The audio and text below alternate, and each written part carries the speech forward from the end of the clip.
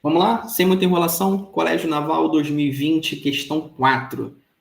Quantos são os valores distintos de n para os quais o n está entre 102 e 202? E além disso, a questão fala que n é a quantidade de lados de um polígono convexo cuja soma dos ângulos internos resulta num quadrado perfeito.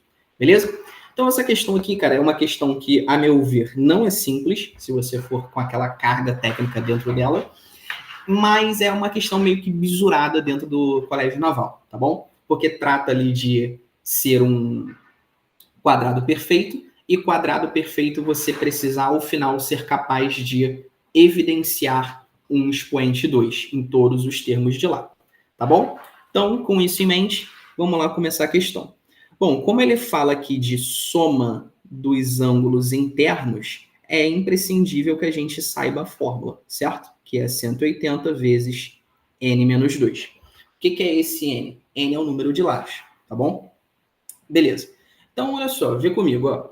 Se a gente pensa em quebrar isso aqui para ver o que vai acontecer, se a gente quebra o 180, a gente quebra em 2 vezes 90, beleza? Então, 2 vezes 90, o 90 é 9 vezes 10, então 3 ao quadrado vezes o 10, que é 2 vezes 5, vezes n menos 2. Por que eu quebro dessa forma? Porque quebrando em produtos de números primos, eu estou respeitando o quê? O PFU. PFU. O que diz o PFU? É o princípio da fatoração única. Ele diz que todo número natural pode ser quebrado, ou seja, pode ser decomposto em produto de números primos. Por isso que eu escrevo dessa forma. Beleza? Então, quando eu faço isso, nessa primeira investigação que eu tenho, eu já concluo o seguinte, ó. Se eu reescrever aqui embaixo, eu tenho que o S vai ser o quê? Juntando as potências de 2, 2 ao quadrado, vezes 3 ao quadrado, vezes 5 e, por fim, vezes n menos 2. Aí olha o problema aqui. O 2 já está com um expoente par. Ótimo, já daria para evidenciar 1 ao quadrado. Beleza, o 3 idem, mas o 5 está com um expoente ímpar. Né? E aqui já mora um problema. O 5, por ser ímpar, não permitiria que esses três primeiros caras fossem um quadrado perfeito, né? Mas, graças ao bom Deus, ainda tem possibilidade desse S ser um quadrado perfeito. Qual é essa possibilidade? É graças a esse termo n-2 daqui de dentro. Esse termo n-2, ele vai precisar carregar com ele, no mínimo, um número 5. O 5 vai ter que existir lá dentro.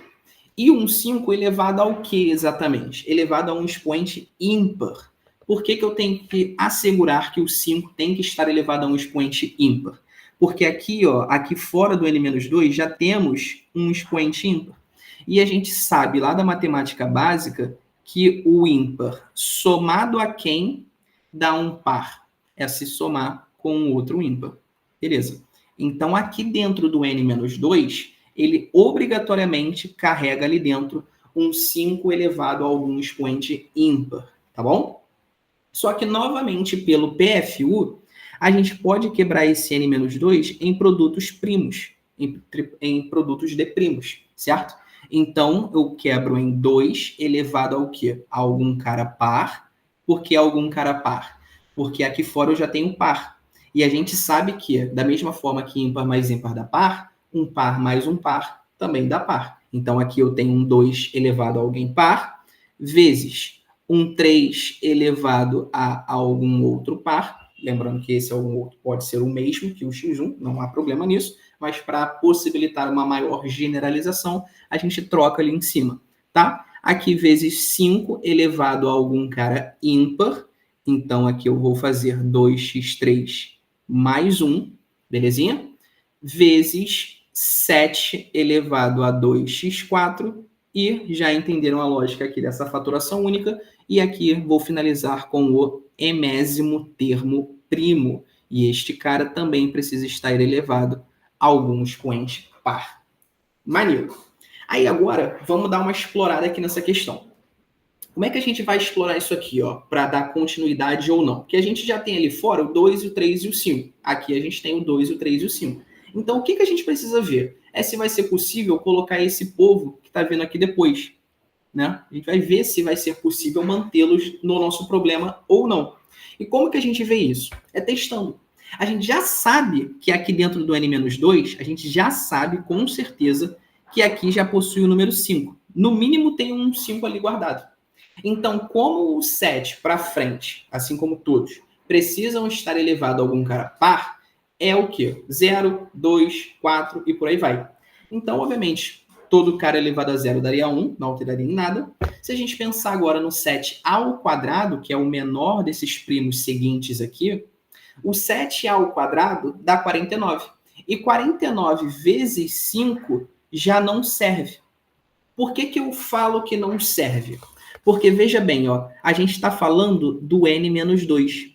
E olha como é que a questão amarra o problema para a gente. Ela fala o seguinte, que 102 é menor do que o n, que por sua vez é menor ou igual que o 202.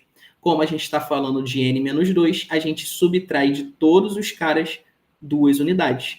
Então, 100, n-2 e, por fim, 200. Só que quanto que dá 5 vezes 49? Dá um cara maior do que 200, certamente. Beleza? Então, para cá, do 7 para frente, não serve ninguém. Porque se com o menor deles já deu problema, imagina com alguém que fosse maior do que ele. Então, a gente para aqui nesse início. O 2 elevado a 2x1 vezes 3 elevado a 2x2 e vezes 5 elevado a 2x3 mais 1. Ótimo. E aí, como é que a gente vai finalizar isso?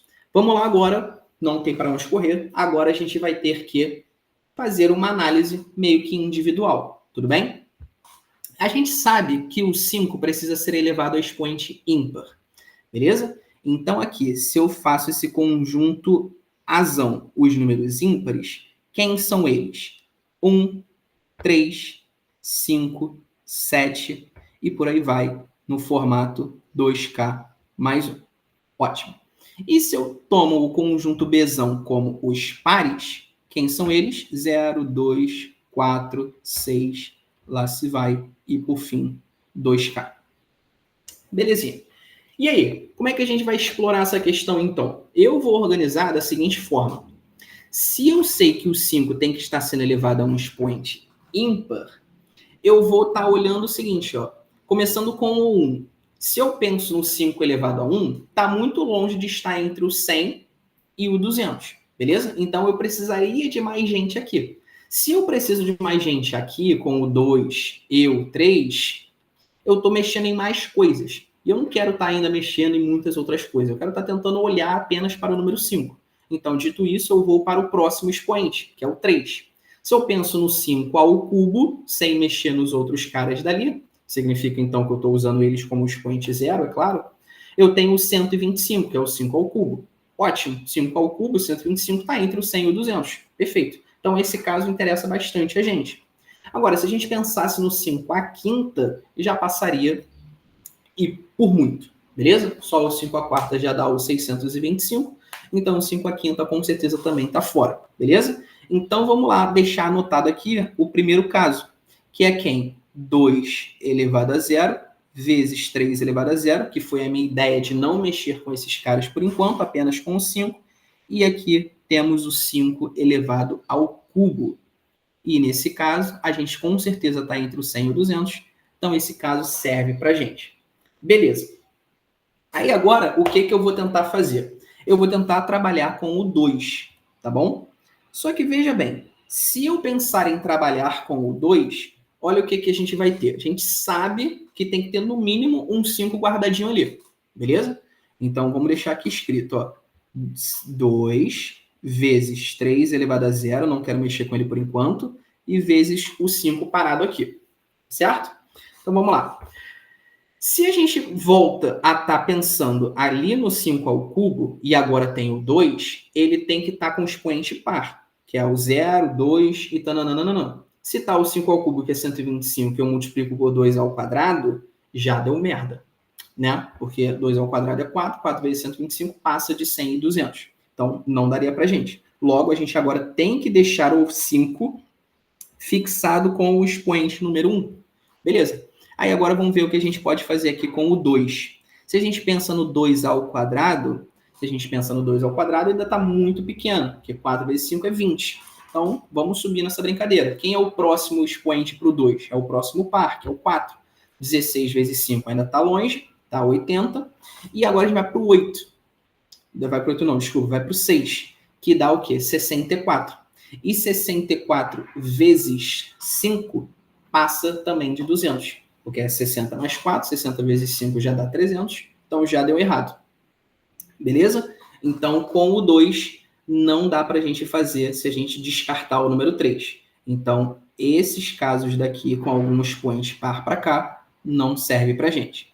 Vamos olhar agora para o caso 3.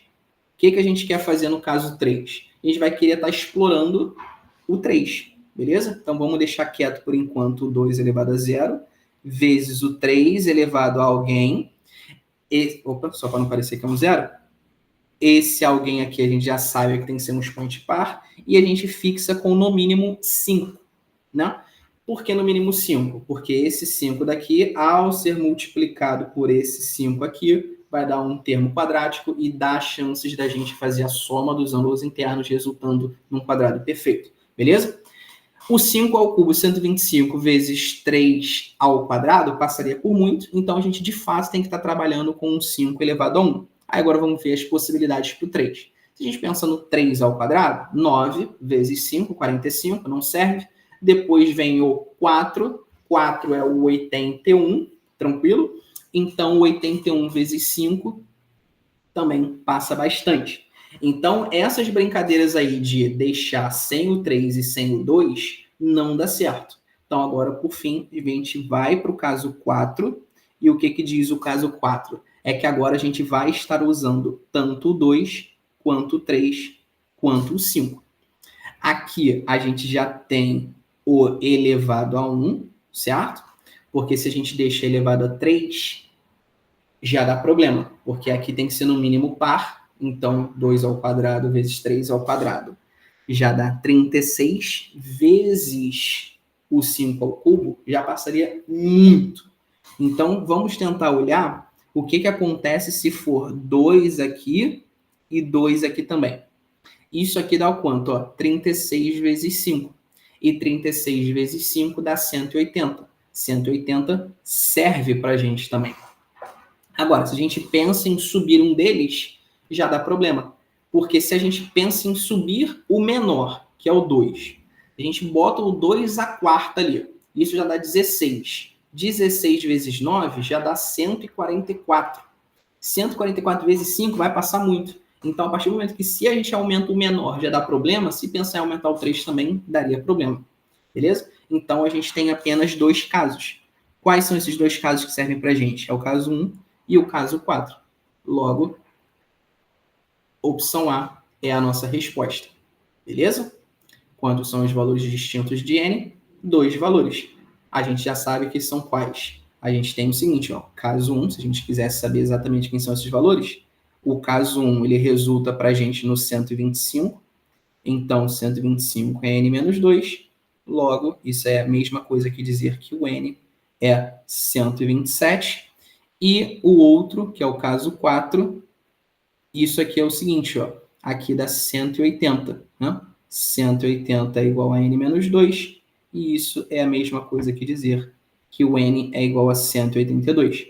Aí, uma outra forma de se explorar, se abordar essa questão, poderia ser o quê? Ao invés de ele perguntar quantos são os valores distintos, ele poderia perguntar qual é a soma dos valores de n que satisfazem esse problema. Seria 127 mais 182. Ou qual é a diferença, qual é o produto, e por aí vai. Beleza? Outras formas de também se explorar essa questão, que particularmente eu achei uma questão não fácil, porém também não é difícil. Eu acho uma questão rica em conteúdo, em partes técnicas, e bem explorada ela consegue fazer uma revisão bem boa ali do PFU, do princípio da faturação única, e mais para essas questões aí que atacam essas coisas de ser um quadrado perfeito.